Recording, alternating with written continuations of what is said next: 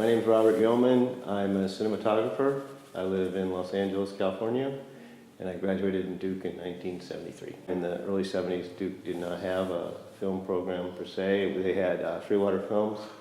So I got involved with Freewater Films and started showing foreign films on the weekends. And I'd always been a big film fanatic, and this really just cemented that in my head. So I decided that I really wanted to pursue film as a career. And at that time, in the early 70s, there really wasn't much happening in North Carolina. So I applied to graduate school at USC in California and got in, and that's kind of where I went out from there. So I think the Freewater Films really was what kind of opened the door for me in many ways. A lot of students today ask me about film school, is it worth it? It depends on who you are and what your priorities are. I really needed film school. I didn't have a background in film, and the great things about film school is it allows you an opportunity to try many different things, which in the real world is a little more difficult. So I tried directing, I tried editing, I tried sound design, and in the end I found that cinematography was something that I was really drawn to and something that I was just naturally good at. So I kind of settled on that while I was at USC. I started out working as a production assistant, and I had been a walk-on the Duke basketball team, and so I got a job because Joe Pitka was a famous commercial director, and he's a big guy who likes to shoot hoops, and they needed someone to shoot hoops with Joe while he had his downtime. So that was my first big break in the business, and I used to play basketball with Joe. And I worked as a production assistant for a long time, and then I got a job in the editing department of a company here in Los Angeles that did very low budget commercials.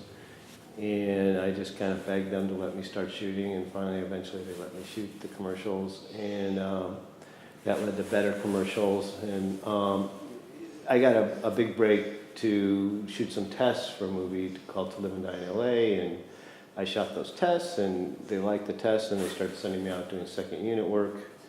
And eventually, the director of photography left the film. He had another commitment, and so they bumped me up to be the director of photography. So that was a big break for me.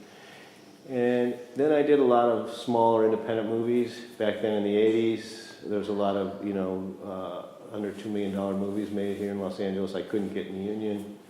And so I shot a lot of those low-budget movies, and some of them started to hit, and that kind of led to bigger movies. And of course, I got hooked up with Wes Anderson, and his movies kind of brought me along to bigger studio films. There really isn't much stability, and it is difficult to cope with, particularly when you're younger. I can remember being around 30 years old, and all my friends from Duke were now lawyers and doctors and accountants and very successful and buying homes, and I was kind of scraping along and really questioning myself, did I make the right career choice? And my parents kept saying, it's not too late to go to law school.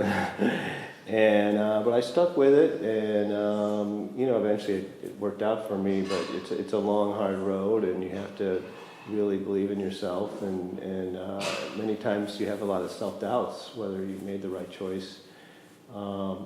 But if you really believe in yourself and stay with it, it'll happen for you. The relationship between the DP and the director is different in every situation. Some directors I work with, like Wes Anderson, are very focused. They have a very clear idea what they want, and I am there to try to help him achieve his vision and put that on film. There's a lot of collaboration in how we go about doing that. Other directors are way more interested in just the acting and the writing, and they don't really are too concerned with how we shoot it, so they give me a great deal of freedom in figuring out where the cameras go, how to light it, how to do everything. So it runs the gamut in terms of, each director is different. It's always a very close relationship, and when I get interviewed for a job, it's mainly about, is this a person I want to spend 12 hours a day with for several months, because it's a very tight, close relationship. When I got out of school, everything was on film, and there was no such thing as digital cameras, and so it was very difficult to practice because you had to go rent a camera, which is expensive, and buy film, and process the film and find a way to project it, and it was a very expensive process, so it was difficult to practice. And I'm a film person, but I mean, one of the beauties of the digital technology is that anybody can shoot now, and I think I advise students just go out and shoot anything. Think of any kind of movie about the beach, or a train or anything, and just keep shooting and editing it, and you learn so much about how to shoot when you start editing it. And so I advise people just get even an iPhone. You can shoot on your iPhone. My daughter shot a little film on her iPhone, and it turned out great. And just keep shooting and editing it, and experiment with lighting. Even if you have one light, that's fine. And just try putting it in different places. Put it on the side, put it down low, put it overhead, and you learn how light works, and you can, as you develop that sense, you can walk into any situation and immediately look at the lighting, and for me, it's just something that I naturally do now without even thinking about it. I find that the creative side of filmmaking is going into a crisis right now. The most interesting films seem to be the smaller independent films, and if you go to any mall in America, it's the same 5 or 6 movies. You have the big animated movie, the big action movie, the big comedy, and so it's difficult. And for me, every year, the most interesting films are ones that are just kind of in the art house theaters, and it's harder to get those movies made because the studios have become these giant corporations who are making these decisions, and so I feel like the wrong people are making the decisions, and where what I'm hoping is, I was talking to my daughter about this last night, it's up to the younger generation to kind of come in and try to take it back, because now it's become just this corporate entity where you're selling toys and marketing, and we've lost sight of why we're doing this, and I always considered film an art form, not a method of selling toys, and we have to get back to that and respect what people do who are the filmmakers. And I find there's a lot less respect for the filmmakers today. I actually am trying to go back to more interesting, smaller films.